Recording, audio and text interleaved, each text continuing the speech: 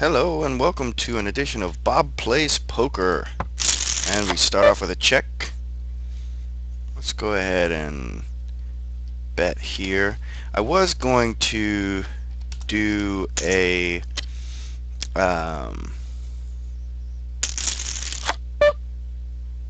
okay, let's check that out.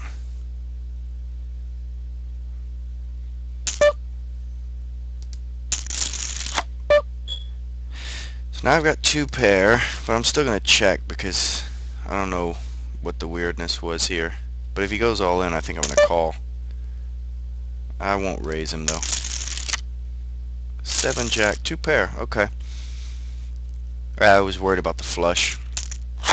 So I had a 5,000 chip super tournament that I was playing, and I tried to get the sound working, and the blinds were to the point where I only had about 20 big blinds, so I went all in with ace queen and got called. The guy had pocket eights and he won. It was a coin flip. He shouldn't have called, but I'm not too mad. But I do have a triple up tournament going on right now, and apparently this guy's about to double up. Now early on in these tournaments, before the blinds get up real high, we're going to be folding a lot, so you might get a little bit bored, but I'm going to try to see if I can describe the action as it goes as well. You'll see a lot of people be really loose. They'll get in with top pair and just go to town. You know, they'll get all their chips in with wonky hands. I mean, just the craziest stuff. So this guy goes all in. You get 3 callers. I mean, that's not unheard of at these $3 limits. These $3 tournaments.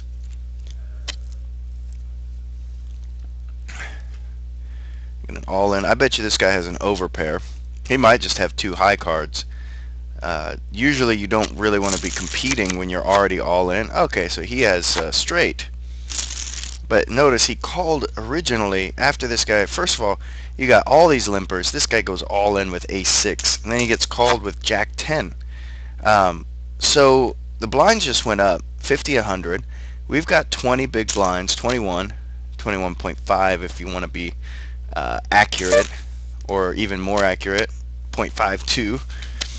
But that gives us a healthy stack. We don't really have to worry about going all in or pushing pre-flop or anything like that. We can still play a flop. This guy just knocked this guy out.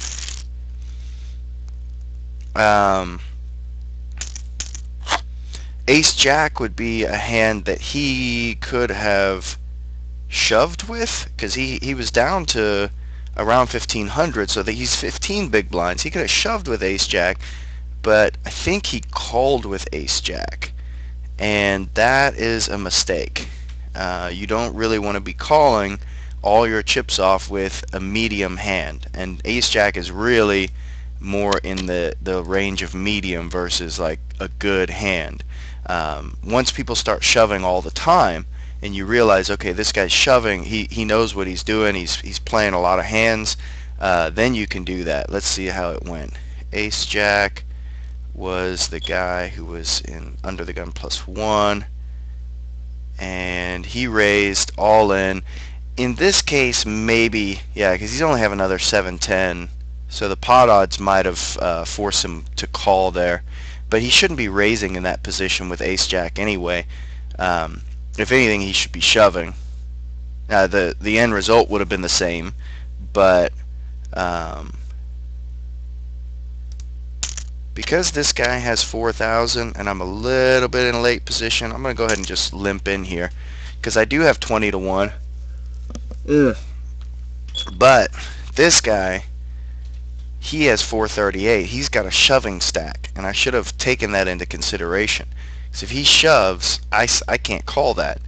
I should have looked at the guys on the blinds. We have a good hand here. Top pair, top kicker, with an inside straight draw and a little bit of a flush draw. So when he folds, I can call this. When he raises, I can fold.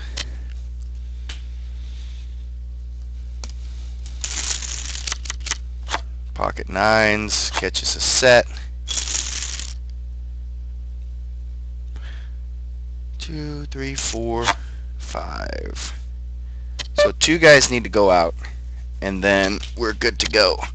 This is a triple up, so when 3 people are left, they get $9. Everybody else gets Zippo.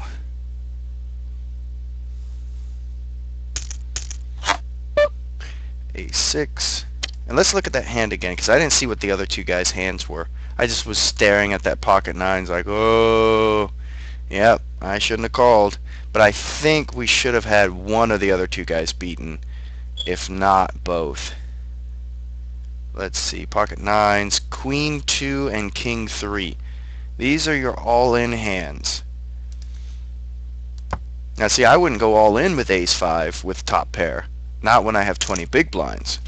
But I might have shoved with the 2, maybe not against 3 other people who haven't checked yet. If they all check to me and I've got a deuce, hey, let's go for it. But I definitely would not have called with a 3, especially against a raise. Okay, so we've got Jack-Jack.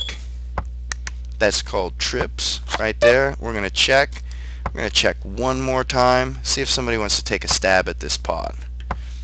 Nobody does. Maybe somebody got a king. Let's bet 300. Anybody got a king? No, nobody got a king. If they got a king, they would have called me. It's a pretty big bet there, but it's probably even a little bit bigger than I needed. 150 might have gotten a caller. We've got 9-8 offsuit. And I haven't had a lot of time to look at the type of play that I haven't had a time to figure out who's tighter and who's looser and who's whatter and all of that. I've seen this guy limp in a couple of times already, I believe. So he's probably a little bit loose and passive. I put them down as yellow. And that may just be pre-flop. He may play the flop and he may play post-flop tighter or whatever, but I see him limping in a lot pre-flop. Just take the little things that you see and make judgment calls based on them. Ace deuce is good for a raise. When the blinds go up, see, he's already limping in again. We're still going to pop it up because maybe he won't call. We'll see what happens when he... Okay, now I get a caller here. I might have thought about popping that up when the big blind is the big stack. It might have been a mistake to raise. I could have just limped in. Okay.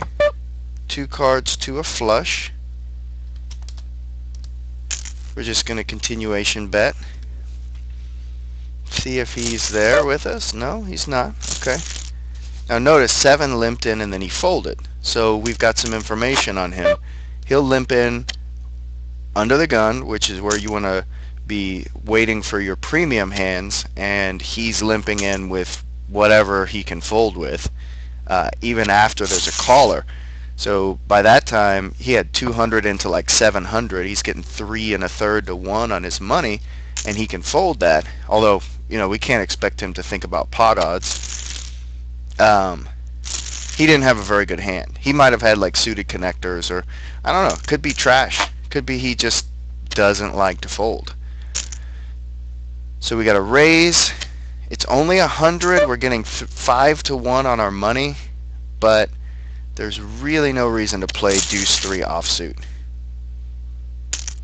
Even if it comes like deuce 3, that happens so rarely it doesn't matter. And what is a pair gonna do? I mean, we got to catch 2 pair to even have a stance in that hand, and it's a weak 2 pair. It can easily be counterfeited. If the board pairs, now we have a pair and the board has a pair, so everybody has a pair.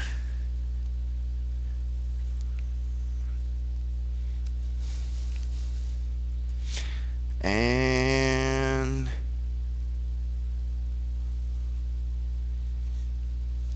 2 seems tighter, but he plays his hands aggressively. Raise pre-flop. I think I forget, I didn't see what happened on the flop, but then after a bet he goes all in on the turn.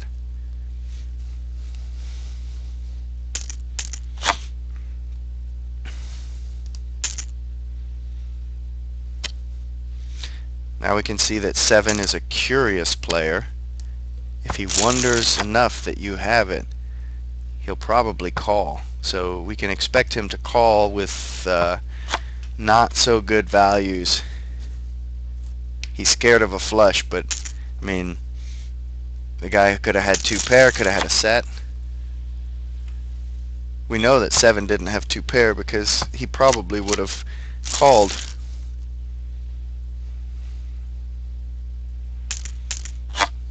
He's asking again. So here he goes again. Now, because he doesn't have, well, he has enough where I can call this. Let's see. If we get a raise, we're out, but okay. This is a pretty good flop. We've got a diamond draw. Oh, he had 2 pair. Now we're getting 5-1 on our diamond draw. Now we've got a inside-outside straight draw and a diamond draw.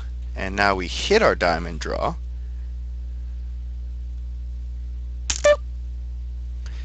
Let's go ahead and raise to 500.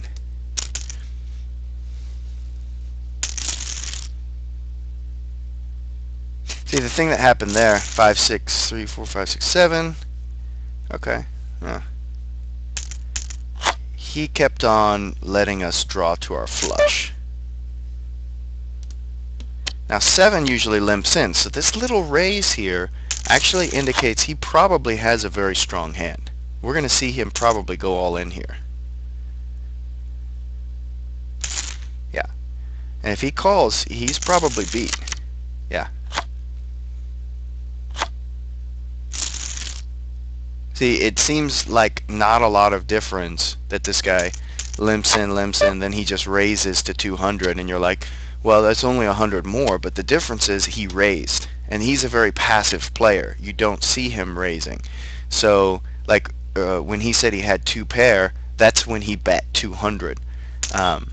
So he's usually going to be checking and calling. He's what's known as a calling station.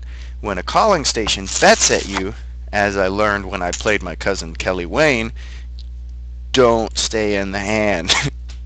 And I learned that the hard way.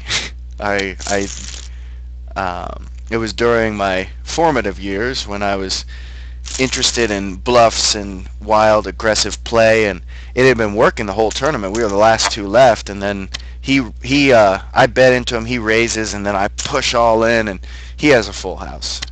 So that was a lesson. That was a lesson learned. I learned my lesson. It's learned. Anytime you see a passive player, as soon as they start betting, get out. Or if you have the nuts, or like the second nuts, you can smile inwardly as you take all their chips, because they will play to the end with you. He just limps. We're going to raise the pot because we are in the small blind, and we don't really like being out of position the whole hand. So, still a good place. We can bet this. 10 and a jack we're not really scared of. An ace or a king, definitely scared of. If there's an ace or a king, we might bet. If there's both of them, we're definitely not betting. This is good for continuing the momentum. Shove, come on. Of course, 2's tight aggressive, so I'd be a little scared. Let's go ahead and tag him.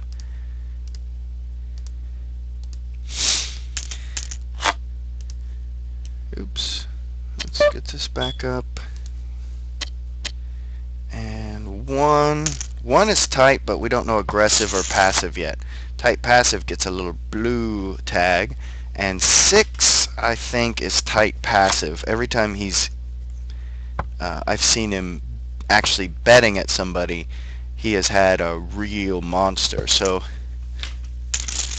let's see how that goes. Huh. I think... What? He was the small blind. And he was big blind. So he was big blind and just checked it down with King 10. If somebody limps in the small blind, you might raise King 10 because they're probably not, if they're not raising, they don't have something stronger than King 10. But it depends on the player. Like this guy's tight aggressive. If he had a hand, he'd be raising. So I don't know why he limped in with Jack 5. That maybe we'll have to change that to a little bit more wibbly wobbly, not quite tight aggressive. Let's just get out of here. We don't have to do anything to win this tournament, really. We just have to raise when we're on the button, and we have certain hands, and it should be pretty easy to take it from here. But it's easy to get involved in a hand and go, well, you're not going to push me around, and all of a sudden you just lost all your chips. So this guy right here, I think he just kind of check called, check folded. So because we've seen him play really tight, passive type play, we're going to fold because he probably has a real hand there. He may not. I mean, it's possible, but the thing about poker is you want to exploit. Nobody really has a hand that we can. You want to have at least 20 big blinds to play something like a weak suited connector. These aren't really strong cards, but when they flop, you know, some kind of weird straight or something like that, you can double up. But they're not going to do that all the time. When they do flop a straight, sometimes you're going to have the worst end of a straight and you're going to lose a big pot, or somebody's going to get a full house and you're going to lose a big pot, and sometimes you're going to win a big pot, and sometimes you're going to flop your monster hand and everybody's going to fold as soon as you bet the minimum. So you want to have at least 20 big blinds in somebody else's stack. My stack has 20 big blinds, but whoever's playing with me, that's the effective stack. This is what I can win, and if I can't win 20 times my money, I don't want to be invested in that pot because I'm going to be folding a lot. If I get a pair like I had on that hand, it's not really something I'm going to be taking all the way to the river. So I'm going to win really small pots with that, or just end up folding if there's one or two bets, depending on who I'm playing.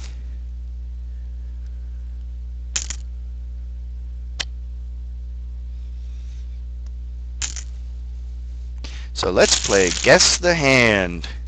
Everybody, you got a limp in here. I'm going to peg him as tight passive, because I have not seen him raising. Well, see, now he's got a real hand there, if I'm pegging him right. See, that's what you'll see from a passive player. It's nothing, nothing, nothing. I have a hand. And when they have a hand, they announce it strongly, and you should listen to them. Let's see what he does. If he limps in, I'm thinking about raising, but I might just check. If I check, I'm going to have position on him the whole hand. I don't really have a very strong hand here, and all of that doesn't really matter.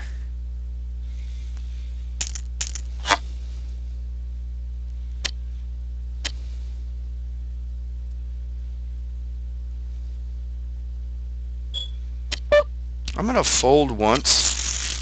This time around, if I get in the small blind with this guy again, I'm going to try raising him to see what's going on. This is definitely a raising hand because I have a healthy stack. I'm putting pressure on them. Okay, we get a call from this guy. This is a really bad flop for me. I'm going to bet it once because he might just fold. And if he was in the hand at all, I was out. If he calls, I'm checking it down. If he raises, I'm folding. I don't really have to worry about trying to figure out, is he bluffing or whatever. If he's bluffing, fine. The thing is, if he has a 10, a jack, or a queen, I'm 10% to win that hand. So I have to catch a 3. And that's really hard to do. So he has to be bluffing like 60% of the time for me to have any edge in that hand. And seeing this guy, he doesn't bluff. If I'm in with a loose aggressive player, it's still his pot, because he's probably bluffing 20% of the time, right? So I've got 20% plus my 10% that I'm going to suck out, so I'm 30% to win that hand. And even if he's bluffing, he could end up catching a card too, and then I'm 5% to win the hand. So we don't really have to worry about playing that kind of hand. But it's good to continuation bet, especially against tighter players, because if they don't hit the flop, they're usually going to fold. Against 7, I might not continuation bet. I might not bet there, especially if I'm in position. I can just check behind. So here, we're definitely behind this guy. But it only cost us 88 into a pot of 701. So we're getting like 9 to 1 on our money. And here, if he bets at all, we're out. But he's probably going to check it down with us. And he's going to win the pot, because he's the tight aggressive guy. No. They're both going to win the pot.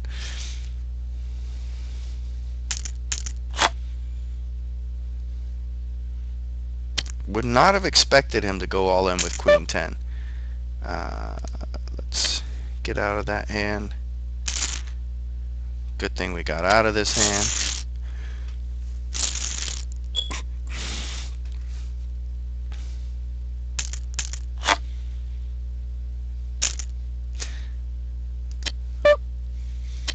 And he's a little bit tighter, I'd say. And he's still aggressive. Yeah, see. Whoa. Oh, yeah. He didn't have a lot in it. You see, he only had like 400, and 150 of it was already in the big blind. So really he had pot odds to call. He might have even had odds to call on the aces, although I doubt it. He's like 7.5 to 1 to win, against winning. But any other hand, if it's any two cards, he's only like 35%, but he had the pot odds to call that anyway. And if he folds, then the small blind's coming, and then all of a sudden, what? He's going to get in with a better hand, but with no chips in the pot. So now we're down to 4 players. This is called the bubble. 1 player is going home with nothing. 3 players are going home with the kit and the caboodle. A lot of times you will see people get very, very tight here. They don't play a lot of hands. They fold a lot. They're not coming, they're looking for good situations. What you're supposed to do is get aggressive. And it's like Warren Buffett said, when everyone else is fearful, that's when you come in. But not here. Once he entered the pot, what you're trying to do is you're trying to get into unentered pots. Like if he folds and he folds, here I'm just going to call. And here I'm going to check. These guys are tight, so they're not really going to be making moves. But I have to give them an opportunity to catch up. So now I'm going to bet 250. Maybe I'll get somebody got a 7 or a 6. Come on, anybody? Oh, good. You have something. I hope it's not like a set of something. Let's go ahead and pop him up. I mean, if he's got a better full house, that's just how it is.